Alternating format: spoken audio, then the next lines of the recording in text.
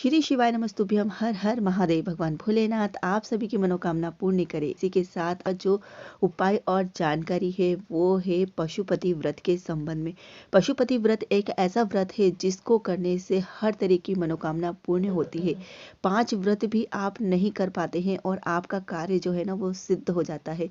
पशुपति व्रत करने के कुछ नियम है। इन नियमों को ध्यान में रखते हुए अगर आप पशुपति व्रत करते हैं तो आप यकीन मानिए आपका कार्य अवश्य ही सिद्ध होगा। जिन भी बच्चों का विवाह नहीं हो पा रहा है, योग नहीं बन पा रहा है, बात आती है विवाह की लेकिन रुक जाती है, आगे बात ही नहीं बन पाती है, तो उन बच्चों को, उन लड़का लड़कियों को पशुपति व्रत अवश्य कर लेना चाहिए। आप 5 व्रत भी नहीं करेंगे, 3 व्रत में ही आपको शुभ समाचार सुनने को मिल जाएंगे, विवाह के योग बन जाएंगे। ये जो उपाय है और ये जो पशुपति व्रत है ये पूज्य पंडित प्रदीप मिश्रा जी द्वारा बताए गए हैं और पूज्य पंडित प्रदीप मिश्रा जी ने संपूर्ण पूजा विधि बताई है। पशुपति व्रत की किस तरह से करना चाहिए, कितने करना चाहिए, पूजा किस किस समय करना चाहिए, वही मैं आपको समझाने की कोशिश करूंगी। इसी तरीके से आप ये व्रत करिएगा। इसका पूरा वीडियो जो मैंने है ना इससे पहले भी अपलोड कर रखा है, तो आप चैनल में जाके देख सकते हैं कि पशुपति व्रत की संपूर्ण पूजा विधि क्या है। आज मैं फिर से लेके आई हूँ आप लोगों के लिए इसी की पूजा विधि। तो देख लेते हैं कैसे करना है आपको पशुपति व्रत। शिव महापुराण और रुद्र पुराण में वर्णन किया गया है कि पशुपति व्रत जो है ना भगवान शंकर को प्रसन्न करने के लिए किया जाता है। पशुपति नाथ जी का व्रत सोमवार को किया जाता है। सभी भक्तों को यह ध्यान रखना चाहिए कि पशुपति नाथ जी का व्रत करते समय हमें ब्रह्म मुहूर्त में उठना अति आवश्यक है। ब्रह्म मुहूर्त यानी कि सूर्य उदय से पहले उठकर नहाकर स्वच्छ कपड़े धारण करें। भक्तों को निरंतर अपने मन में मुख से श्री शिवाय नमस्तुभ्यम मंत्र का उच्चारण करते रहना चाहिए। श्री शिवाय नमस्तुभ्यम मंत्र का उच्चारण भगवान शिव को प्रसन्न करने के लिए किया जाता है, इसीलिए दिन भर इस मंत्र का उच्चारण रहे। साथ ही आपको सुबह की पूजा और शाम की पूजा 2 पूजा करनी रहती है। तो सुबह की पूजा है वो 12 बजे के पहले हो जाना चाहिए और शाम की पूजा है वो प्रदोष काल में होना चाहिए। तो ये 2 पूजा आपको करनी है। किस तरह से करनी है और क्या क्या रखना है पूजा थाली में देख लेते हैं। सुबह की जो पूजा थाली तैयार करेंगे वही शाम की थाली रहेगी। उसी थाली को आपको शाम को भी लेके जाना है, इसलिए पूजा सामग्री जो है ना वो इतनी ले कि वो सामग्री आपको शाम को भी काम आ जाए। पूजा थाली में आपको कुमकुम, अबीर, गुलाल, अश्वगंधा, पीला चंदन, लाल चंदन और थाली में ऐसा चावल रखना है जो अखंडित हो, यानी कि साबुत चावल रखना है आपको थाली में। और रखना है शहद, इत्र रखना है, जनेऊ रखना है, सफ़ेद धागा रखना है जिसको जनेऊ बोलते हैं, लच्छा, लाल तंबोली का धागा जिसको लच्छा बोलते हैं।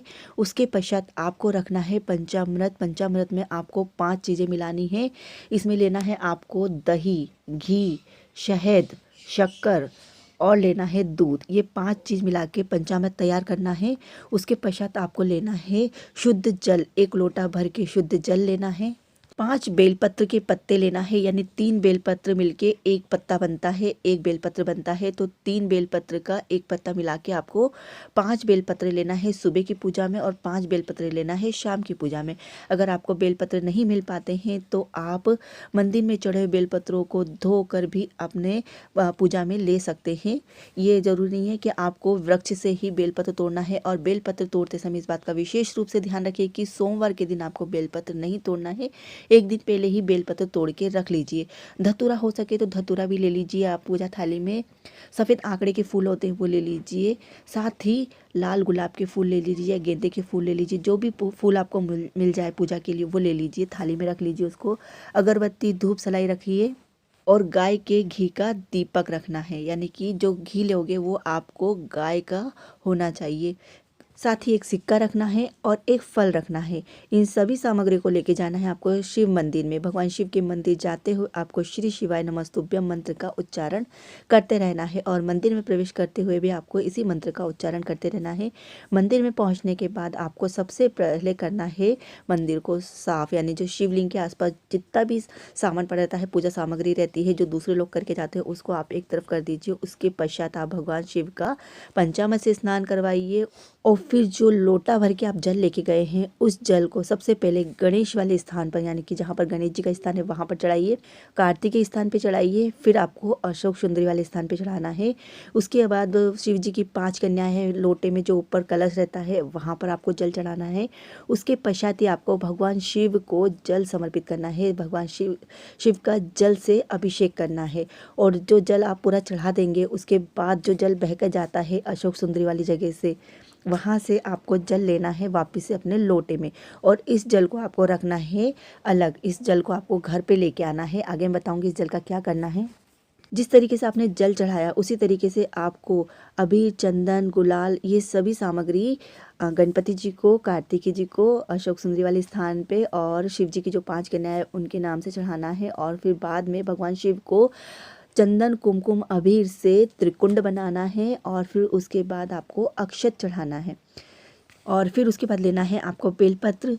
एक बेलपत्र आपको लेना है भगवान गणपति जी के लिए, जिसमें आपको सीधे तरफ किस तरह से ये बेलपत्र पे किस तरह से आपको चंदन लगाना है, ये आपको पूरा वीडियो देखना है। तो मैं फिर से बोल रही हूँ, मेरे चैनल पे मैंने पूरा वीडियो डाल रखा है पूजा विधि के साथ में, आप देख लीजिएगा वहाँ पर जाकर।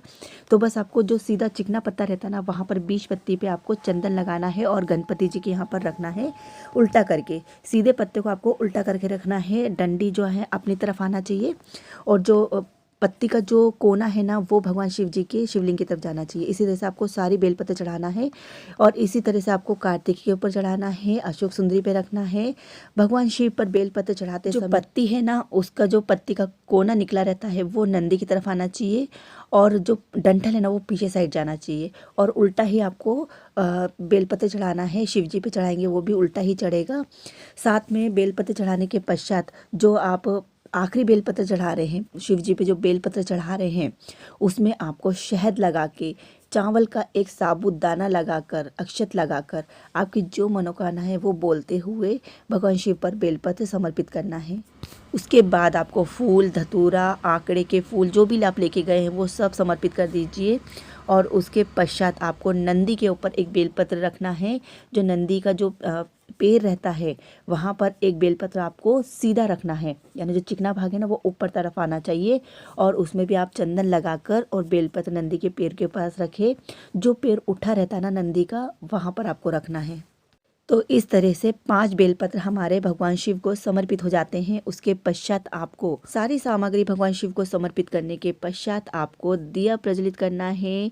अगरबत्ती लगे गए हैं तो अगरबत्ती लगाना है, और जो आप फल लेके गए हैं वो फल भगवान शिव को समर्पित करना है। उसके पश्चात आपकी 3 उंगलियां, दोनों हाथों की 3 उंगलियों को शिवलिंग के पीछे से लेते हुए आगे तक लाकर, और उन उंगलियों को आपको लगाना है आपके मस्तक पर, आँखों पर और कंठ पर। और भगवान शिव से प्रार्थना करनी है झोली फैलाकर कि जो आपकी मनोकामना है वो पूरी करने के लिए उनसे प्रार्थना करें, और उसके पश्चात झोली को अपनी तरफ खींच ले। इस तरह से ये आपको पूरी संपूर्ण पूजा विधि करनी है। पूजा होने के पश्चात आपको नंदी के कान में ओम नमः शिवाय मंत्र का उच्चारण करते हुए अपनी मनोकामना बोलनी है। और उसके पश्चात भगवान शिव का आपको सेवा करनी है। उनको जो शिवलिंग है वहाँ पर उनकी सेवा करनी है और ताली बजानी है 3। उसके पश्चात आपको आ जाना है घर पर। घर पे जो आप लोटा वहाँ आपने जल लिया था, जिसमें लोटे में जल लिया था, वो जल लाके पूरे घर में आपको छिड़कना है। थोड़ा सा जल आपको लेना है और उस अपने मस्तक पे लगाना है। और इस तरीके से ये सुबह की पूजा आपको करनी है। इसी थाली को आपको रख दीजिए शाम की पूजा के लिए। शाम की पूजा किस तरह से करनी है वो आपको मैं नेक्स्ट वीडियो में लेके आती हूँ पूरी जानकारी। ये जानकारी आप लोग को कैसी लगी कमेंट करके ज़रूर बताइएगा। फिर मिलते हैं इस तरह के उपाय और जानकारी के साथ में। तब तक के लिए राधे राधे। श्री शिवाय नमस्तुभ्यम।